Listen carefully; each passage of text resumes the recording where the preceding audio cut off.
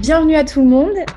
Bienvenue donc dans ce Lunch and Learn premier et j'espère début d'une longue série que je vais introduire donc dans le cadre du club alumni d'Arcom, donc du réseau des participants d'Arcom.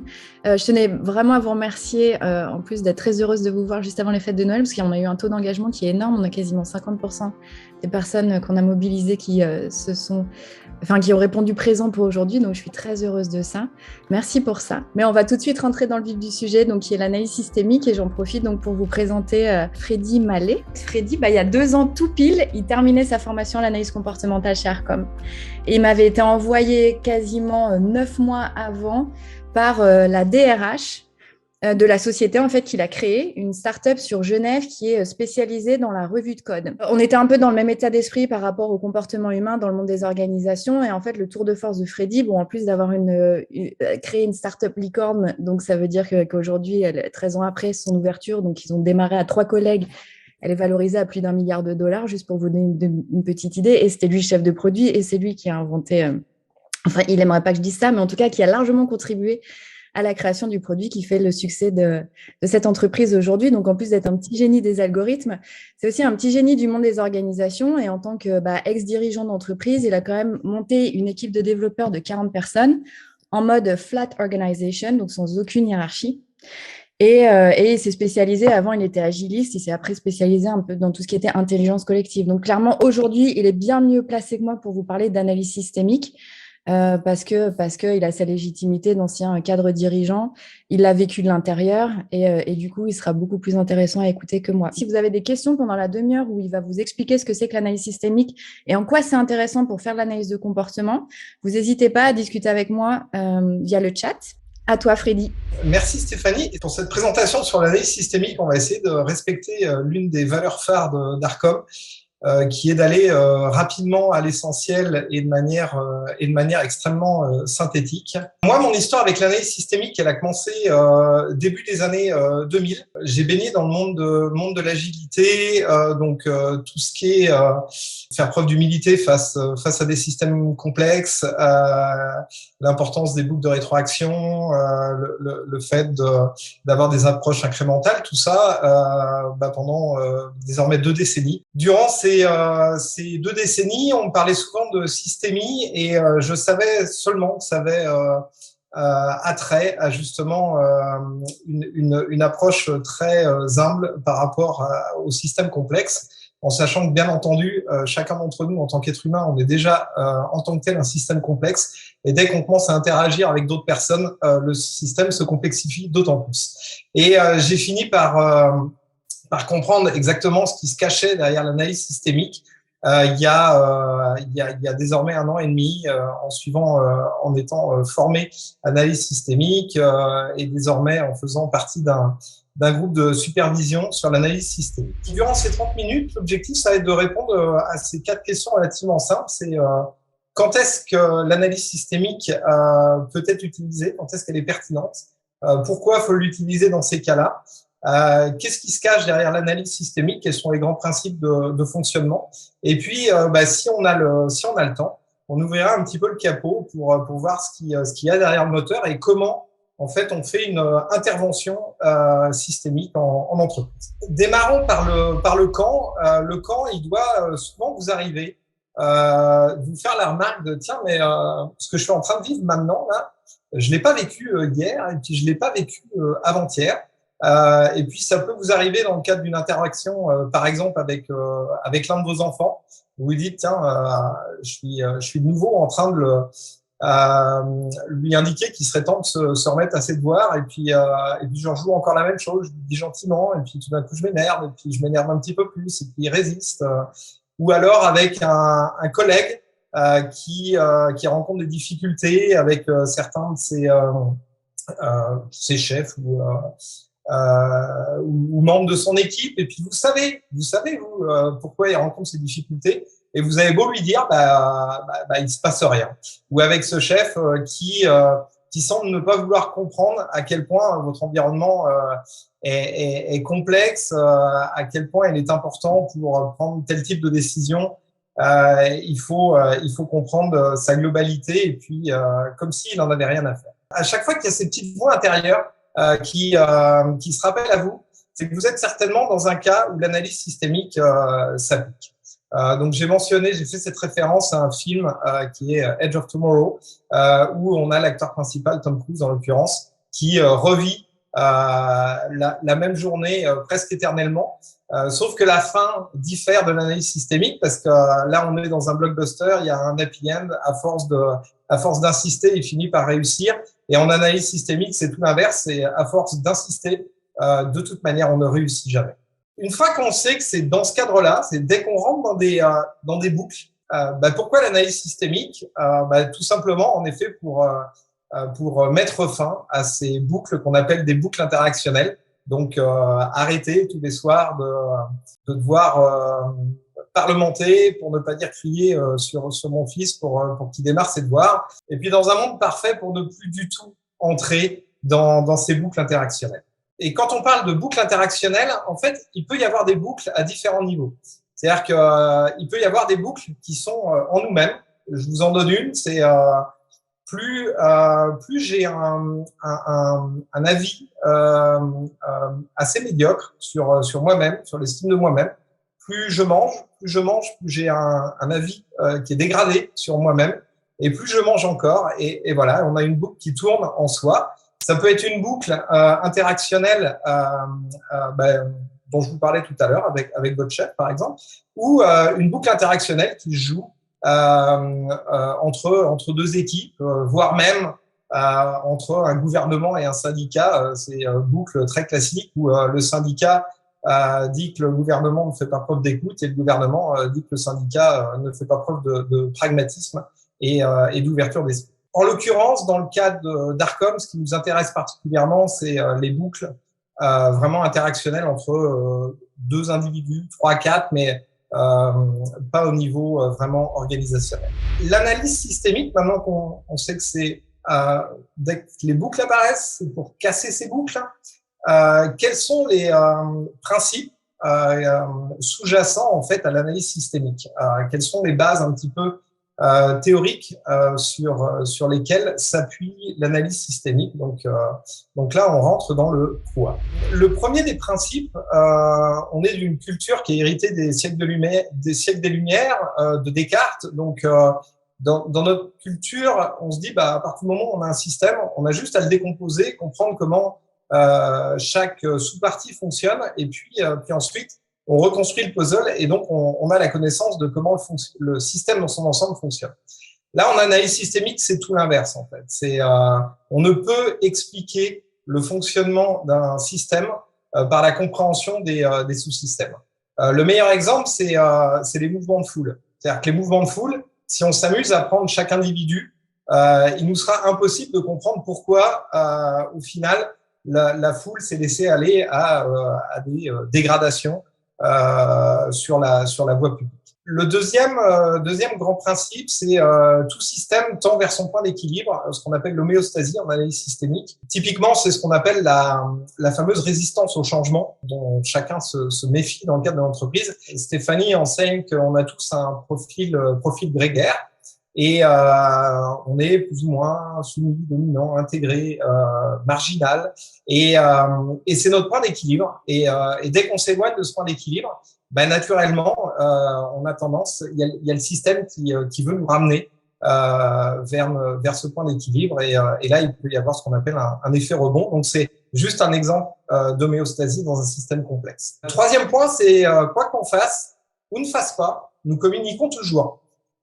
Donc, il peut nous arriver, dans le cadre du travail, quelquefois de dire, je vais pas répondre, je vais laisser aller, ça me passe au-dessus. Quand on fait ça et que on se croit au-dessus de la mêlée, on est également en train de communiquer. Donc là, dans ce cas-là, c'est plus mon collègue fait quelque chose, plus par exemple, je mure dans le silence ou je laisse faire. Donc là, on a un système, une boucle interactionnelle qui démarre. Et puis, il y a un quatrième principe qui est important en analyse systémique, c'est que on dit que l'analyse systémique est non normative et non pathologisante.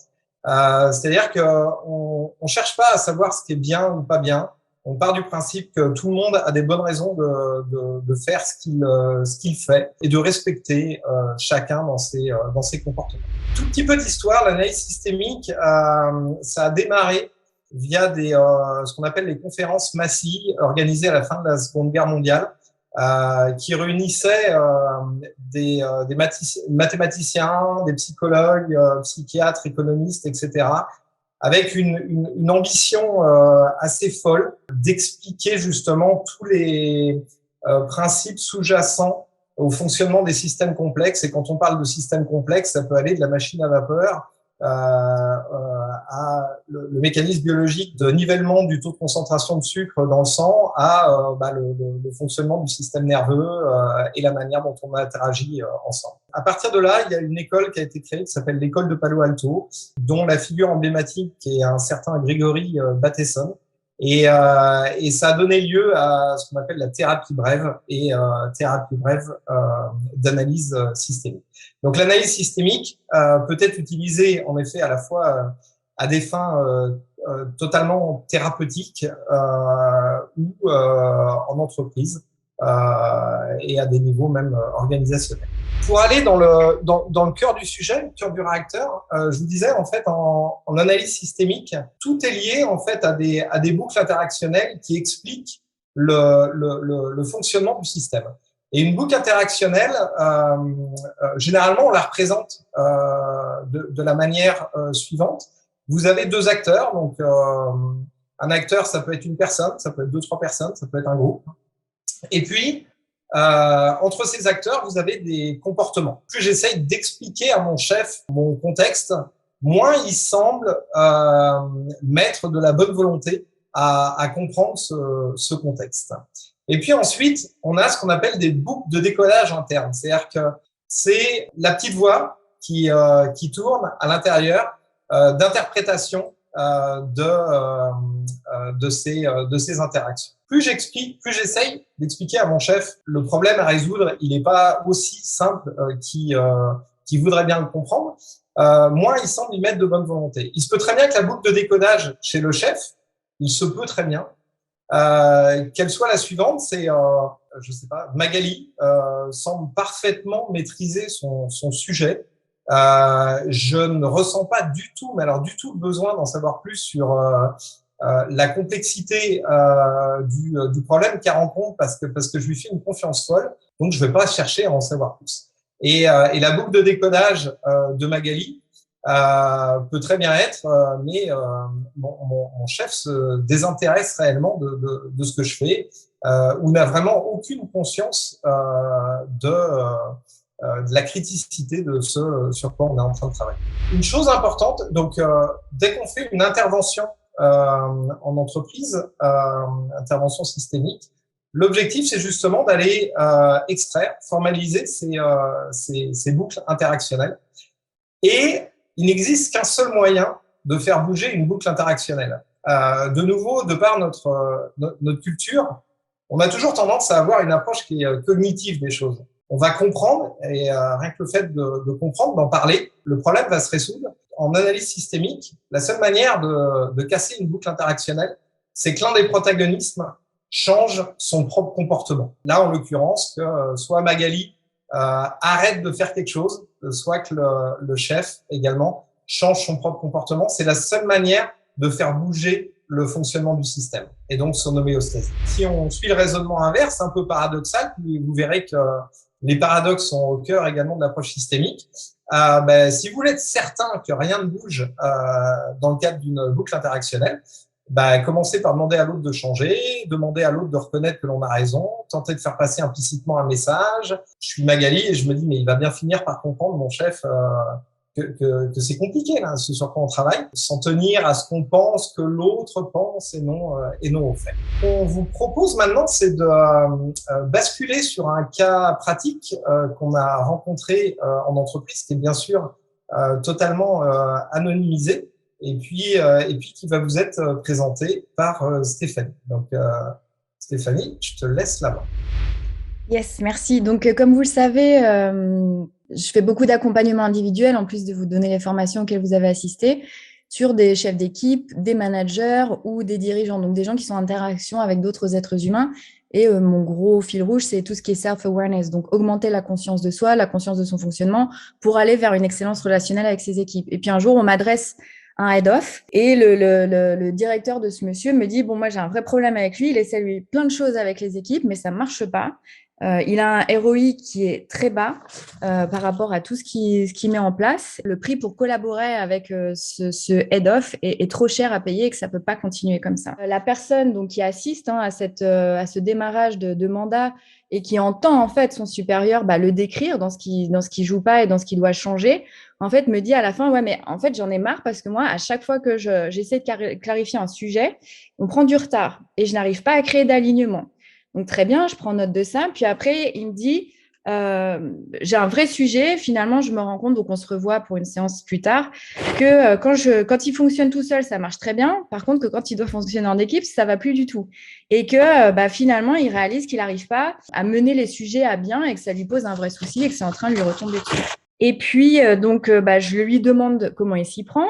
Et puis, petit à petit, en fait, je réalise qu'on est dans la fameuse boucle interactionnelle et que là, c'est l'analyse systémique qui va me permettre d'agir et lui faire comprendre ce qui se passe, à savoir que il commence à affubler l'équipe de oui, non, mais de toute façon, ils n'ont pas de vision systémique. On se parle beaucoup, mais on ne s'écoute pas. Et puis, je me rends compte que c'est hyper important qu'ils comprennent pourquoi on fait les choses et pourquoi on va là. J'essaie de m'assurer que tout le monde a compris. Et plus je fais ça, plus je me sens exclue. Et eux, plus je les aide à comprendre et plus ils croient que je les empêche de faire ce qu'ils veulent.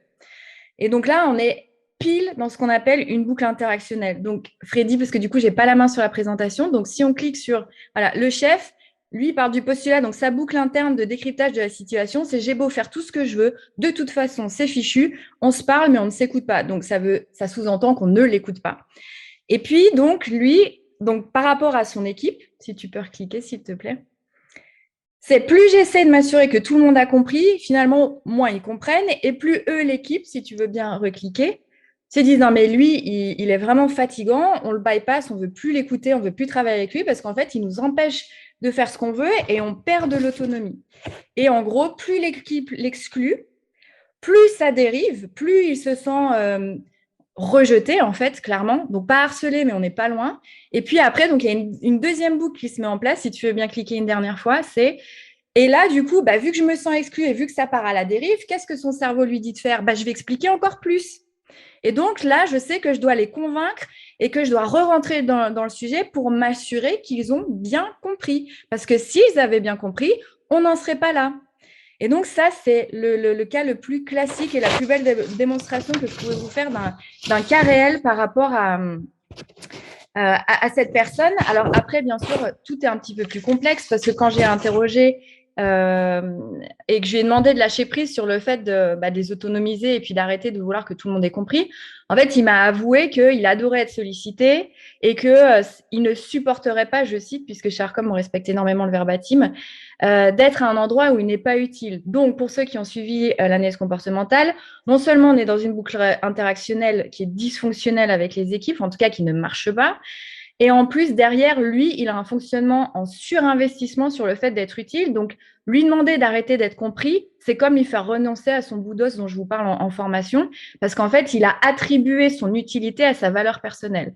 Donc là, le cas est doublement complexe. Mais au final, donc j'arrive à lui exposer sa boucle en lui disant, mais est-ce que tu te rends compte qu'en fait, à chaque fois, tu fais ce qu'on appelle en analyse systémique un petit peu plus de la même chose qui ne marche pas. Donc déjà, pour lui, ça a été une première révélation.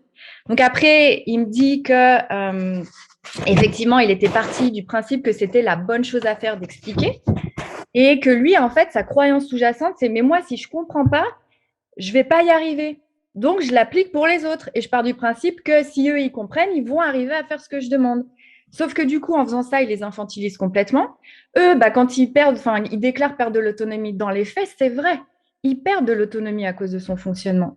Et donc, alors c'était assez amusant parce qu'on a mis 2 séances avant qu'il résolve sa difficulté parce que, en fait, souvent, le cerveau est tellement bien fait et que on croit qu'on a changé, qu'on a compris, puis qu'on va faire différemment, puis en fait, dans les faits, pas du tout. Donc, en fait, il est revenu avec une solution qu'on a décryptée, puis je dis oui, donc en fait, Tu as juste trouvé un autre moyen de leur faire comprendre. En fait, il était passé par quelqu'un d'autre pour leur faire comprendre là où il voulait en venir, là où il voulait aboutir. Et c'est là que je vais expliquer, bah non, on est encore dans un petit peu plus de la même chose qui ne marche pas et il faut quelque chose de complètement innovant. Et donc, en fait, comment on a résolu le truc? Tout simplement en disant qu'il devait changer sa manière de communiquer et qu'en fait, il ne devait pas s'assurer que les gens avaient compris le sujet. Il devait s'assurer qu'ils avaient compris le résultat souhaité. Et ce n'était pas du tout la même chose. Donc, il ne fonctionnait plus par objectif. Il laissait tomber ses exigences sur les moyens, le comment, et il ne communiquait plus que par résultat escompté. En intelligence émotionnelle, je vous parle de outcome. Et en fait, le fait de changer ça, ça a changé complètement son mindset et on a cassé la boucle. Voilà comment un cas très pratique, très concret de comment on peut l'utiliser pour faire comprendre à des individus comment ils fonctionnent et les sortir de là en leur proposant une solution innovante à laquelle ils n'ont pas pensé, parce que vous doutez bien que si les solutions les avaient, on ne serait pas dans des boucles. Et comment tout simplement, en changeant un tout petit peu la façon de faire et la façon de se positionner, eh ben, on a cassé ce comportement. Enfin, ce comportement, il n'était pas dysfonctionnel, le comportement était purement logique, mais il ne marchait pas. Merci Stéphanie. Pour terminer sur qu'est-ce qu'est l'analyse comportementale, le poids, sans forcément connaissance de ce qu'était l'analyse systémique, vous avez peut-être déjà entendu parler d'un type de boucle interactionnelle qui s'appelle la double contrainte, qui a été formalisée par un certain Paul Václavic. Et les conditions pour que ce type de boucle interactionnelle se mette en place, il y en a 3. Et j'en parle en fait de ce type de boucle interactionnelle parce qu'en fait, ce type de boucle peut conduire en entreprise à des burn-out et à des dépressions. Donc, les 3 conditions, c'est d'avoir un message qu'on appelle une injonction paradoxale qui affirme à la fois quelque chose et son contraire. Donc, je donne ici 2 exemples d'injonctions paradoxales qui peuvent quelquefois être émises par des équipes de management. C'est coopérer, mais soyez combatifs. Il faut que je coopère ou il faut que je sois en mode compétition? Elle est où la limite? Prenez des initiatives dans la limite du raisonnable. C'est quoi le raisonnable? C'est quoi la règle sous-jacente? Donner une injonction paradoxale comme ça, être dans une impossibilité de communiquer et être impliqué très fortement émotionnellement. Donc, ce qui se passe, c'est que généralement, dans le cadre du travail, l'implication émotionnelle a trait au fait qu'on ne veut pas perdre son travail et tout ce que impliquerait le fait de devoir quitter son travail. Donc, rien que ça fait qu'en entreprise, on a déjà ce critère-là qui est bien souvent coché par la plupart des gens. L'impossibilité de communiquer, c'est typiquement si l'injonction est émise par son chef, c'est bien souvent compliqué de se retourner, d'aller trouver son chef en disant je comprends, tu me dis de coopérer, mais il faut que je sois combatif, mais tu peux pas être un tout petit peu plus spécifique. Et là, c'est les premières réactions, c'est mais enfin, voyons, je vais quand même pas tout te prémâcher. Ça tient de l'évidence. Et là, tout d'un coup, il y a une fin de non-recevoir et là, le piège s'est refermé. Donc, chose à retenir, système de double contrainte, c'est un type de boucle interactionnelle qui peut amener burn-out, dépression, 3 critères, une injonction paradoxale, impossibilité de communiquer et puis une implication émotionnelle. Je pense que l'impossibilité de communiquer, j'insiste un petit peu parce que comme il y a un certain nombre de participants qui sont dans les équipes RH, bien évidemment que là, il y a un rôle à jouer au niveau des équipes RH. 3 minutes pour ouvrir un tout petit peu le capot, pour expliquer en fait en quoi consiste une intervention systémique comme celle qu'a faite Stéphanie. Quel est le process en fait à suivre? La première question est la question qui est fondamentale quand on fait de l'analyse systémique, c'est qui est client de quoi. Généralement, bon nombre d'acteurs, les 2 acteurs, en l'occurrence dans la boucle, sont les premiers à vouloir que le système change, mais parmi ces acteurs, qui est réellement prêt à faire le premier pas de côté, là, celui qui va faire la différence? Et ça, c'est une question fondamentale, parce que si aucun des partis n'est prêt à changer, on peut s'arrêter là. Donc, généralement, l'intervention systémique consiste, si jamais il n'y a pas de client évident, à clientéliser, c'est-à-dire à faire en sorte que justement l'un des acteurs devienne client. En termes de posture, en tant qu'intervenant, le deuxième point clé, c'est ne jamais devenir plus client que son client, c'est-à-dire qu'on n'est pas là pour sauver qui que ce soit. Là, ça se rapproche un petit peu de la posture du coach qui doit être neutre. On n'est pas là pour résoudre le problème à la place du client, d'autant plus que généralement le problème émis est juste la face émergée de l'iceberg et que tout l'objectif de la démarche, c'est d'aller voir ce qui se cache en dessous.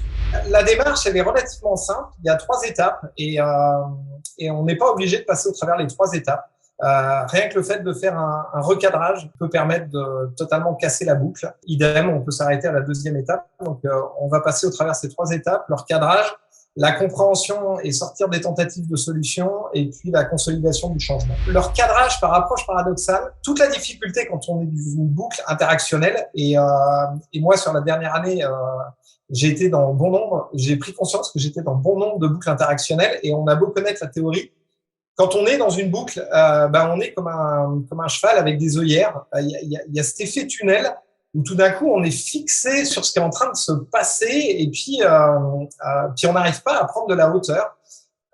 Donc, pour ceux qui ont suivi la formation Interagir avec l'intelligence émotionnelle, typiquement, dans cette formation, Stéphanie apprend à oxygéner le cerveau. Donc, par exemple, quand on fait face à un problème et qu'on se dit que ce problème n'est plus vivable, néanmoins, se poser la question de oui, mais est-ce qu'il n'y aurait pas un bénéfice secondaire à rester dans ce problème-là et d'ailleurs, quels seraient les désavantages à sortir de cette situation-là? Donc là, typiquement, en faisant ça, on active ce qu'on appelle le système 2, pour ceux qui ont lu le livre de Daniel Kahneman sur la pensée lente et pensée rapide. Donc tout l'objectif, c'est d'aider la personne, en fait, tout d'un coup, à être dans une observation méta de ce qui est en train de se passer.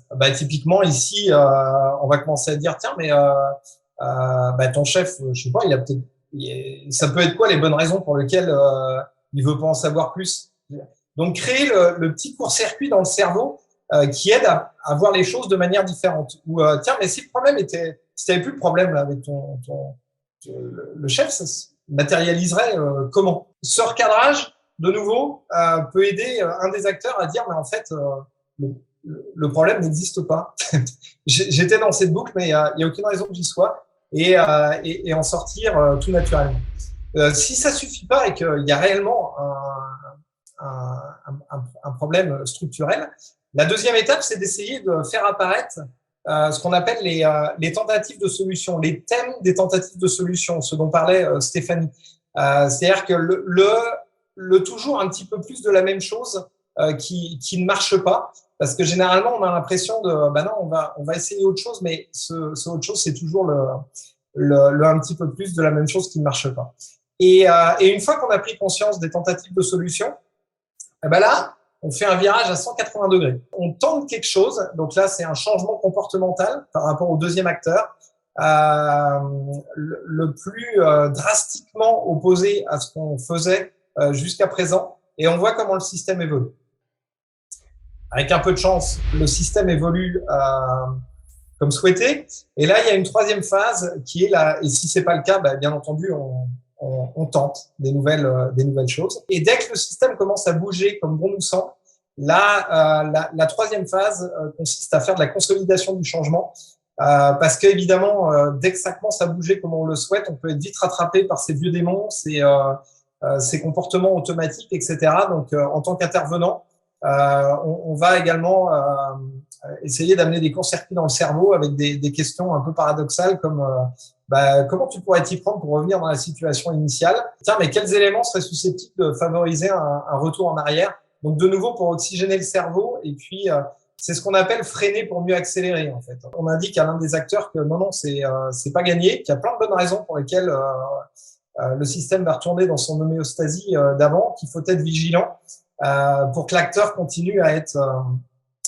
très actif et vigilant par rapport à ce qui est en train de se passer. Et puis, comme dernier slide de conclusion, c'est l'analyse systémique en quelques phrases et en quelques phrases qui généralement portent en elles cette approche un peu paradoxale. Et puis, durant ces fêtes, je vous encourage à essayer de voir toutes ces boucles interactionnelles qui sont en œuvre autour de vous et notamment comme les fêtes, c'est souvent un moment où on se retrouve en famille. Dans le cadre familial, il y a souvent un certain nombre de boucles interactionnelles qui sont en place et qui sont en place depuis un petit moment. Merci à vous et puis là, on attaque la phase de questions-réponses. Ouais, bravo, merci beaucoup. Ouais, merci pour la performance d'avoir résumé un truc hyper compliqué en 25 minutes. Merci infiniment. Et puis, bonne fête de fin d'année à tout le monde. Et puis, à très bientôt pour une prochaine newsletter, Lunch and Learn ou Masterclass.